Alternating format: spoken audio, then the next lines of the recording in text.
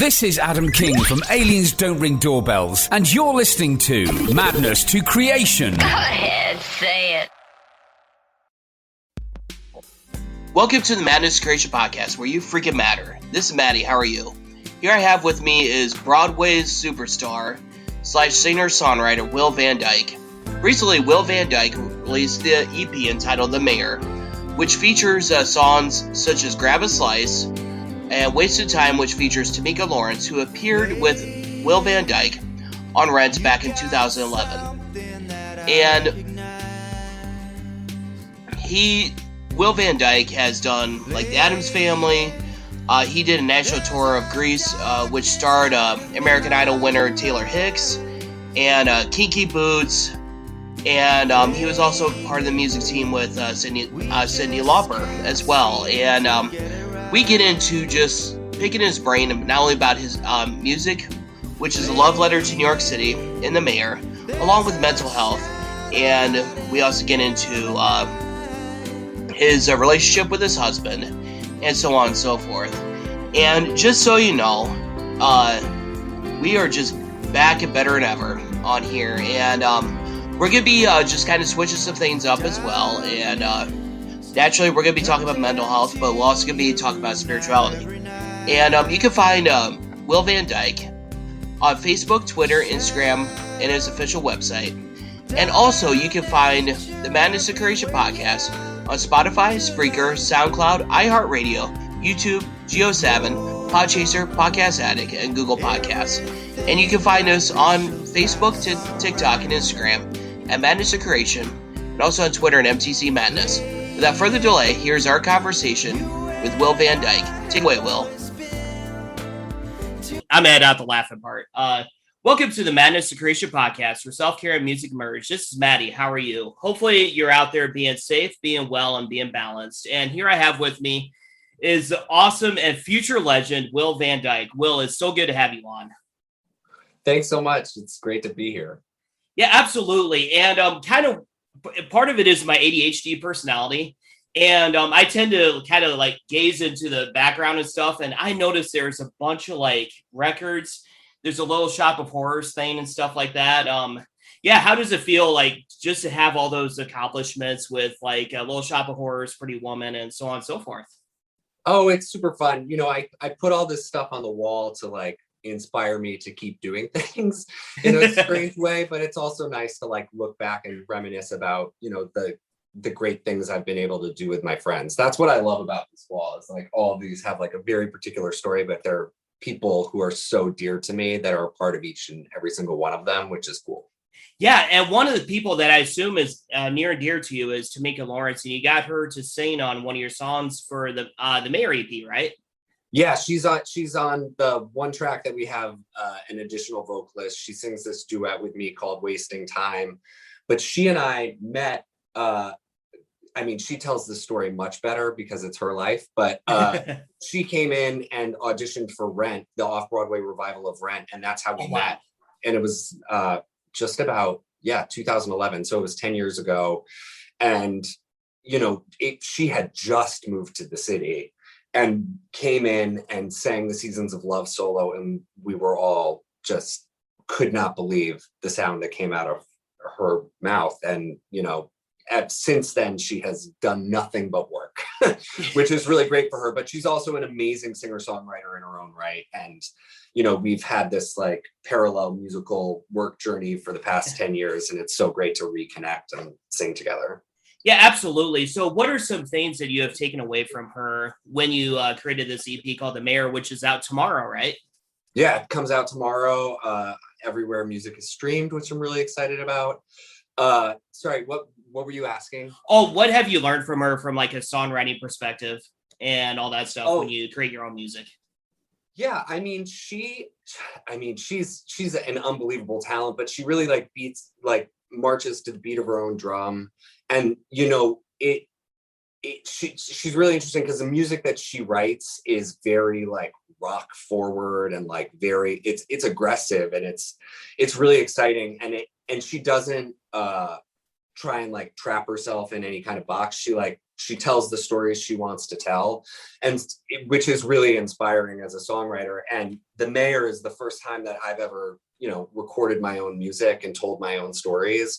So it's really exciting to, have her be a part of it, because she's someone I've admired as never being afraid to do that. And it's something that I waited a really long time to do. Yeah, and that is the beauty of the album, and or the EP, I should say. I have actually streamed it this morning, and I was absolutely blown away in the second song, Tell Me, where all of a sudden it breaks into this ridiculous rock and roll guitar solo combined with the piano. How in the heck did you come up with that arrangement, and kind of what do you look for? Do you produce your own music too, or do you do your Yeah, own I mean, I arrangements? produced it.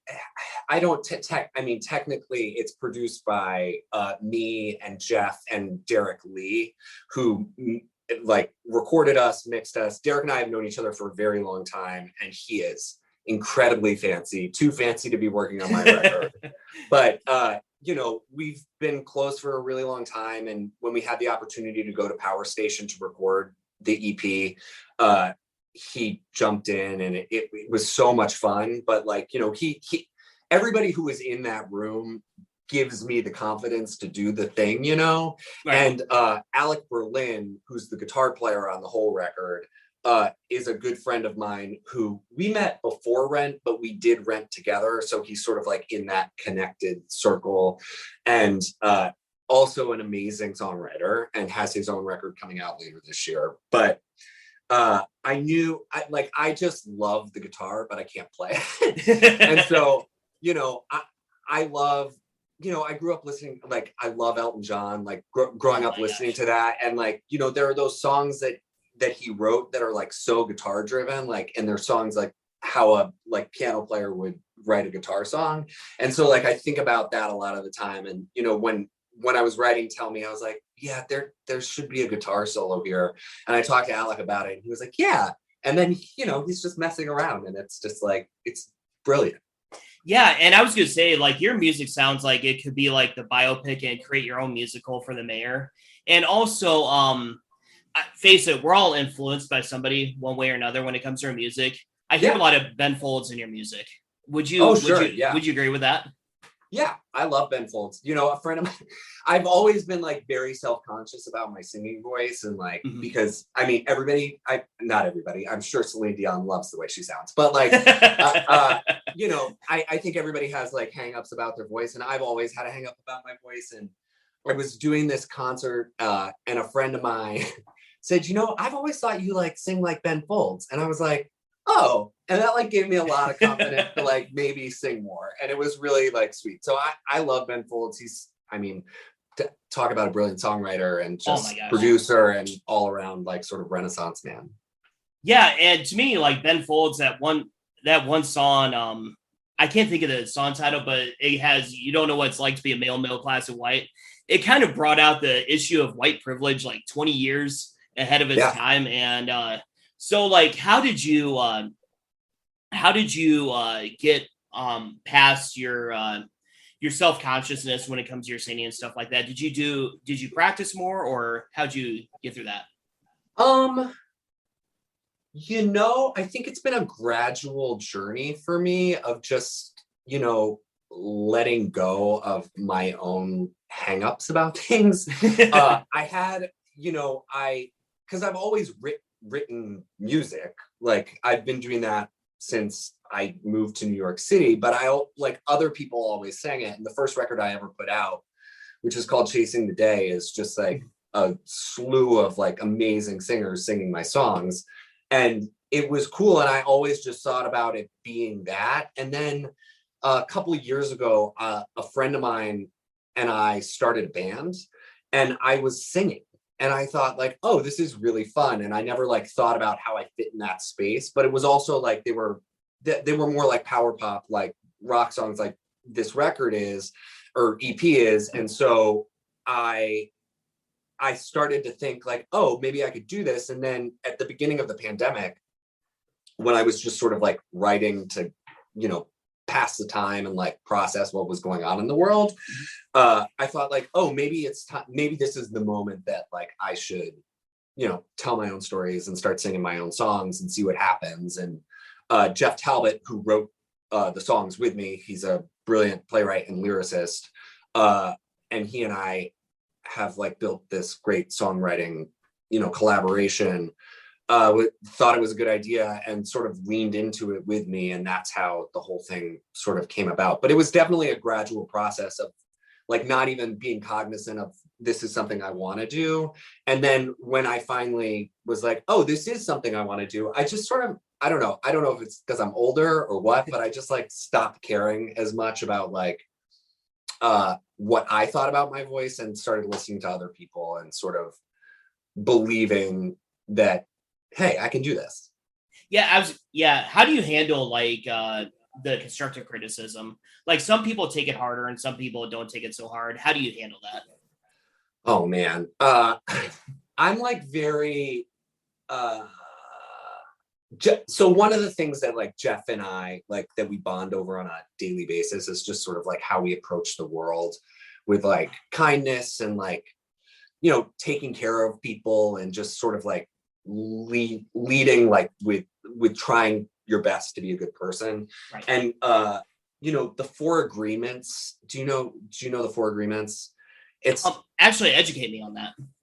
It's a book, but it's there are these 4 like principles to live by, and it's like always do your best, don't take anything personally is like the biggest one. And I think that has been a huge part of my experience in like managing criticism, because you never know when somebody is not nice to you or like what they're going through. And if you can approach things through that lens of like, oh, well, they might just be having a really terrible day and the only way that they could take it out was on me today. Mm-hmm. And like not taking those things personally is, it's a hard lesson to learn. And like, obviously everybody struggles with it at some point, including myself, but like it has really changed the way that I receive criticism. Yeah, that is awesome. And I could tell that you're just a kind person and everything like that. And you bring a brightness to the world and everything like that. And how do you go about like encouraging listeners to do their best in their craft and everything like that? I don't know. I don't know. I just like when I ask a lot of questions. I think like that's the best thing that you can do in the world is like, instead of offering people advice, ask them questions to like help them. Cause I mean, that's what helped me the most in like finding my voice and finding myself is like people who, and it goes back to like musicals, like writing musicals and things like that. Like my mentor, when I was very young, he said the best criticism that you'll ever get when somebody's working with you on giving notes for a musical, like the best notes you'll ever get are questions. Like people who know, oh, why did you do that?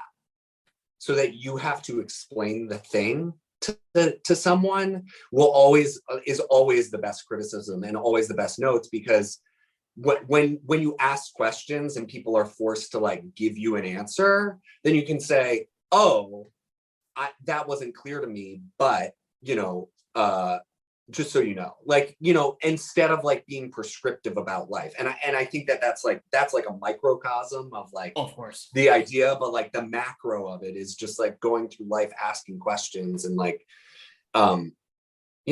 rethinking expectations constantly so that you're not putting pressure on people and just like letting them find their own way. Yeah, absolutely. So what is the biggest question that you have for our society right now? Oh man.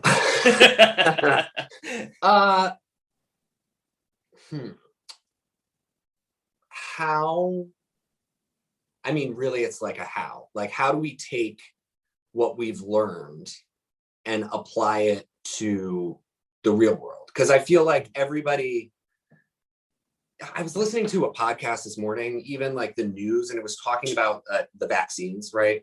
And how nationalist it's been. Like it was the New York Times podcast, and they were talking about how in India, like they're not exporting vaccines anymore so that India can have vaccines, but it was talking about the nationalism of like the European Union is like making vaccines for the European Union, the United States, India, and how that's really affected, like highlighted the inequity and how the wealth in the world is distributed.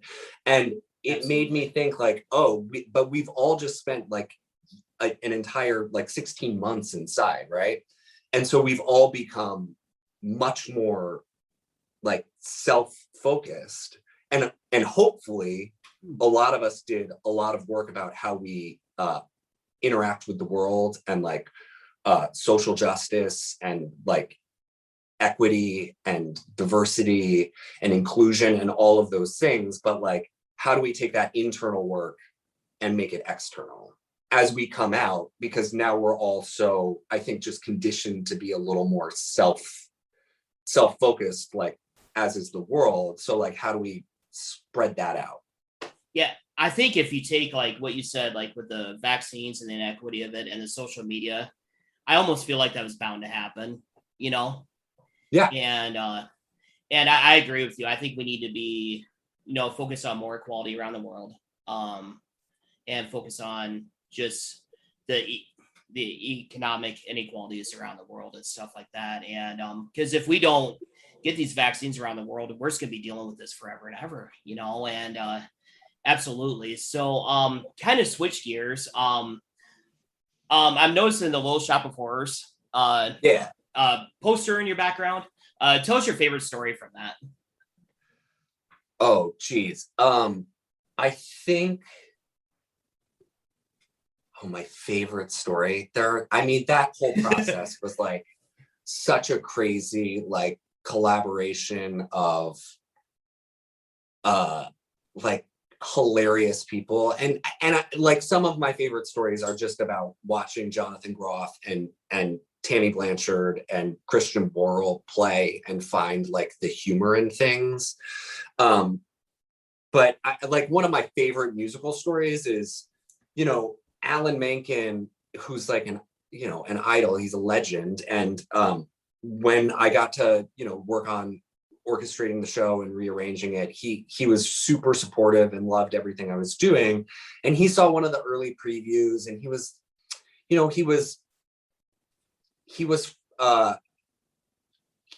we were trying to figure out the Somewhere That's Green moment. And Tammy, the way Tammy plays the role is very different than in the original Ellen Green. And there's a lot more strength to it. And, there was this moment where I don't remember who said it, but somebody was like, Tammy, you got to sing Somewhere That's Green, like Somewhere Over the Rainbow. And like the next day when she sang it, it was the most heartbreaking thing I've ever heard. And then she performed it like that for the rest of the run. It was like very early on in the preview process. And like, that's one of my favorite stories, because it's like how one person saying the right thing to an actor can like completely, change the intention of the whole thing. Yeah, absolutely. And let's say I audition for one of your productions coming up. What are you going to look for when I audition for you? Oh, sure. Yeah. I'm always looking for people with great time and like who can also sing. Like I'm always looking for like people with a lot of energy, who seem warm and like are friendly and all of those things. And there are so many like great singers in the city, but like not everybody is the best musician in the world. And so I'm really like always focused on like where people sit in the pocket and just like feeling out their musicality. And it's not just about, I'm always amazed by people who can sing very high and do like crazy riffs and all of those things. But like, if it's not backed up by like immense musicality, it always just feels fake to me. So like, I'm looking for, people who make real music and approach things as musicians. That sounds awesome. And do you plan on doing any touring or live streaming to support the mayor that's coming out tomorrow? Yeah, we've got we're playing our first live gig since 2019 on July. I mean, it's going to be amazing. We're playing the Bitter End on July 22nd, and I think the show's at 6:45 because of their COVID, like the turnaround in the room. So I'm playing at 6:45, and then Alec, the guitar player on Tell Me and the rest of the record, is playing his own show at like 9:30 or 10.